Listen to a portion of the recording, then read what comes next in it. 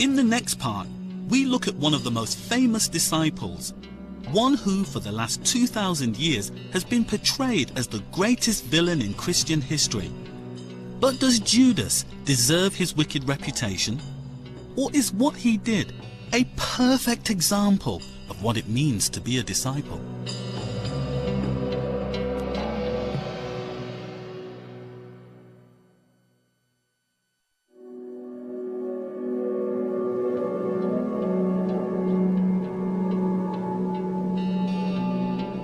Now, when the evening was come, he sat down with the 12.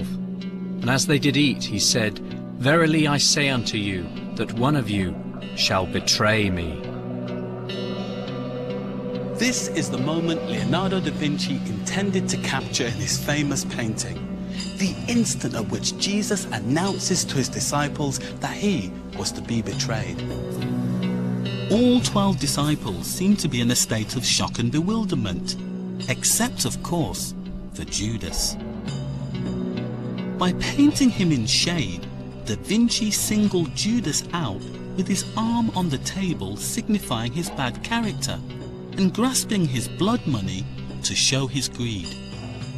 All deliberately coded signs to highlight his treacherous act.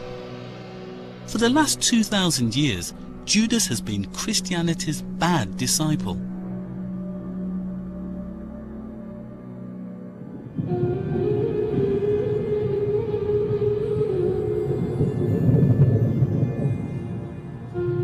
The holy city of Jerusalem is the place where Christianity began.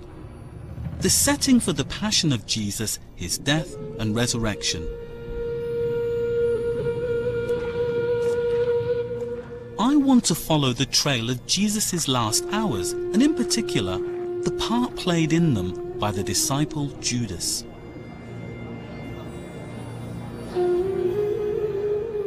Just outside the city walls is the traditional site to which pilgrims and tourists are taken to hear the story of the Last Supper. During the Passover, the Last Supper. And the Last Supper, it was preparing in live together, pray together, work together, and here they ate together. But the hall was much bigger and very different. According to the tourist guides, it is here that Jesus had his last meal with his 12 disciples and named the man who would betray him. Jesus came here.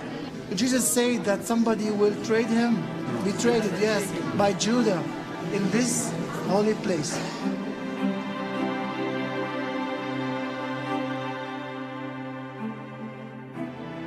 Traditionally, the view of Judas is almost wholly negative. Judas Iscariot is everything Jesus of Nazareth is not. For example, where Jesus is selfless, Judas is selfish. Where Jesus is giving, Judas is greedy and seeks to take. Where Jesus gives of himself and sacrifices his life for the benefit of humanity, and therefore represents God's incarnation and God's presence here on earth, Judas seeks to profit financially from this event, and in fact represents evil incarnate on earth. Since Jerusalem was destroyed in 70 AD, the only thing which is authentic here is the stone. There is little historical evidence to suggest this is the actual site of the Last Supper. The current building was built by the Crusaders in the 12th century. But there is another, alternative site for the Last Supper that gets far less publicity. It is in the convent of St. Mark's Syriac Orthodox Church within the walls of the old city itself. Some believe it has a stronger claim to be the authentic upper room, as it is now underground, at the level Jerusalem's streets would have been 2,000 years ago. The real Last Supper, it is down. We can show it. Okay. If you can, please. Metropolitan Severius Morad of the Syriac Orthodox Church agreed to show it to me.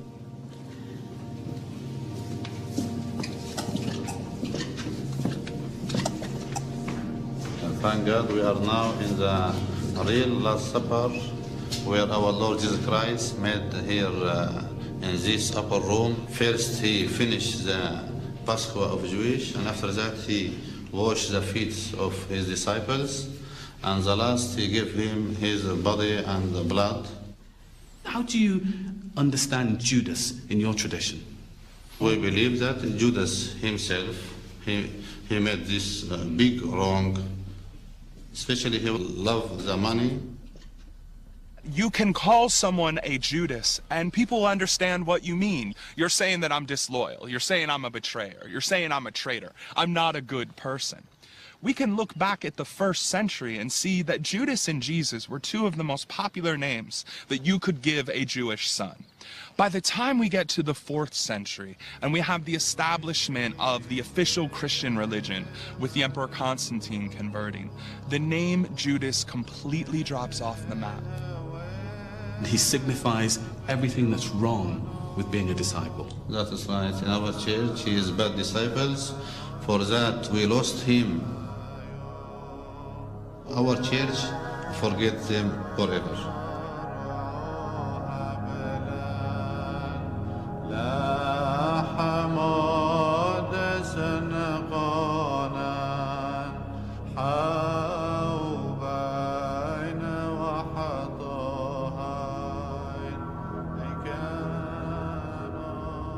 As the New Testament was being written, the Bible writers made the most of Judas's allotted role as the bad disciple in the story of Jesus' death. And there's a clear progression of Judas in the Gospels. We know from the very first Gospel, the Gospel of Mark, that Judas hands Jesus over to the authorities for some sum of money. When we get to the Gospel of Matthew, we have details such as Judas being paid 30 pieces of silver. But by the time we get to Luke Acts, Judas is overcome by Satan. And the idea is that he allows to John, Judas is Satan, evil incarnate on earth.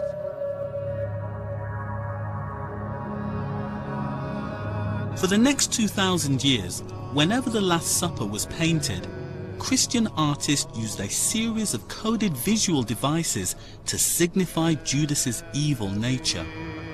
In some, he was given a black halo to make him stand out from the other disciples. In others, he was depicted sitting the opposite side of the table to the rest of the 12. And in Da Vinci's painting, he was seen to be grasping his blood money, the reward for his evil treachery. The Bible tells us almost nothing about Judas as a person, his background, his family, or even how he became a disciple. Whenever he is mentioned, it's always in connection to his supposed betrayal of Jesus. But one other clue we have is found in his name, Judas Iscariot. One interpretation of his surname is that he came from here, Kerioth, a small, isolated village in Judea. But even that was used against him, when later Christian writers claim that because he was the only disciple not born in Galilee, that was another possible reason for his treachery.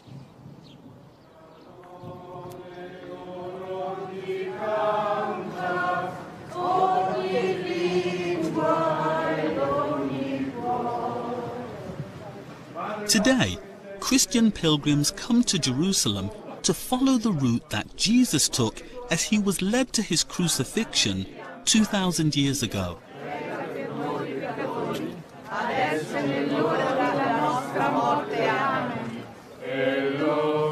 From the Middle Ages onwards, the story of Jesus' life and death has been enacted all over the world in special passion plays. In Mexico, at the climax of their play, they even carry out a ritual execution of Judas.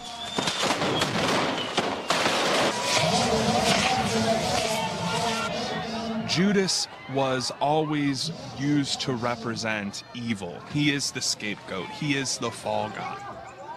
We will pay you 30 pieces of silver.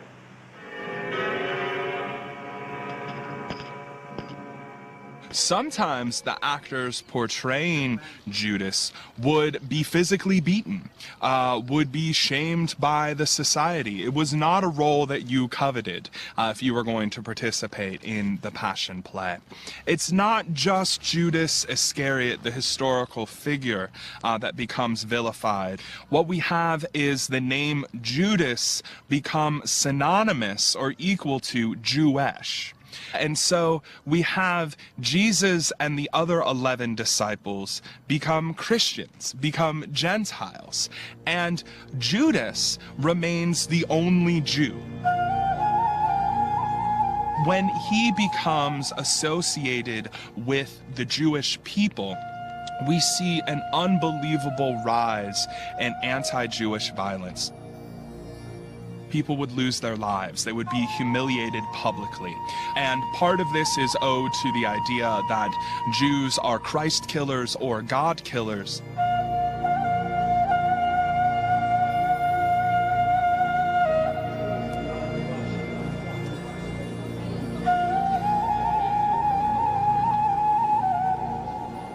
Although Judas was once one of Jesus' closest followers, for most Christians, his supposed act of betrayal transformed him into an outcast, a traitor, the exact opposite of what a true disciple should be.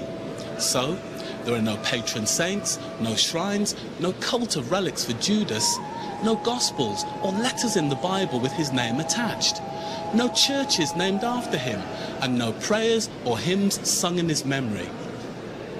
I even feel uncomfortable mentioning his name in this church, the holiest in Christendom, the place where most Christians believe Jesus was crucified and rose from the dead.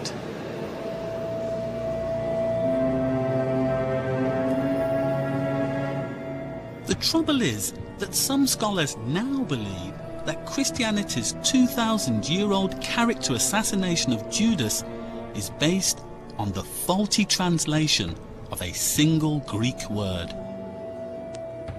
Verily I say unto you, one of you which eateth with me shall betray me. The word that is translated as betray in English, in Greek is parodidomi, and it doesn't mean betray. It means to hand over. The most common examples of this come in terms of military conquest. When one general has been vanquished by another, he will symbolically hand over his sword, property, and his soldiers to the general who has conquered him. But we see it translated as betray in English, and this is incorrect. The mistranslation of this word, transforming Judas into a traitor, is now thought only to have appeared when later church fathers first translated the Bible into Latin in the 3rd century. That is a revolutionary idea for most Christians who believe in the traditional view. You're suggesting that they have demonized him based on a misinterpretation of the word to betray. Yes, and as Christians, we believe that Jesus was handed over to the authorities and that it was necessary for him to go to the cross and die, and that this was part of God's plan. What if God chose a human being, Judas, who was not divine, who was fully human, to be part of this? What does that say about God? That perhaps God can use us to help in the salvation of other human beings.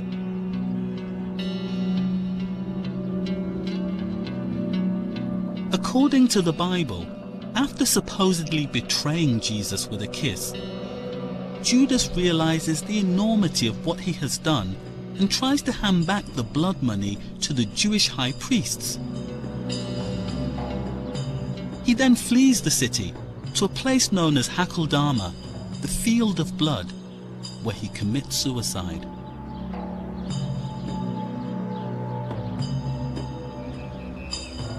Although today the hill is full of rock tombs, Judas's body has never been found.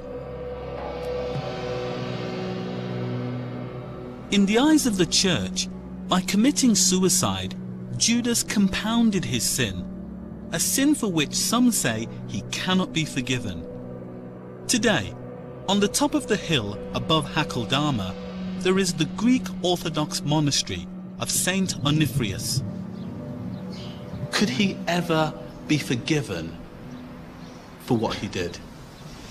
I don't think so. According to the gospel again, if Christ himself told us that it was better not to have been born, he took his life himself. Because he took his life, he can't be forgiven. The life belongs to God. Life belongs to God. Yeah.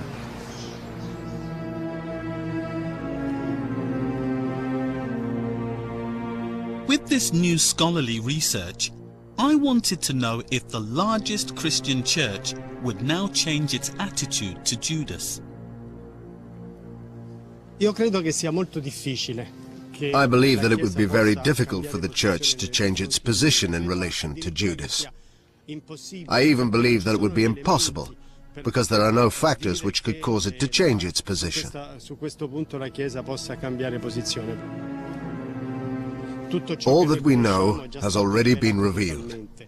I don't see any new factors that could offer further insights beyond what we already know.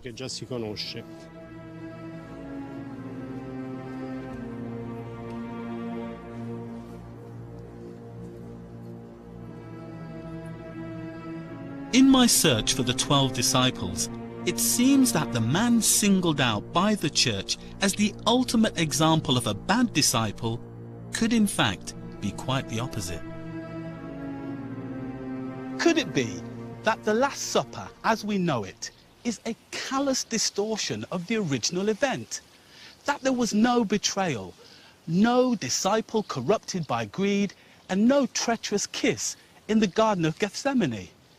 But that instead, what Judas did was the act of a faithful disciple, without which there would have been no sacrifice, no resurrection, and no Christianity as we know it.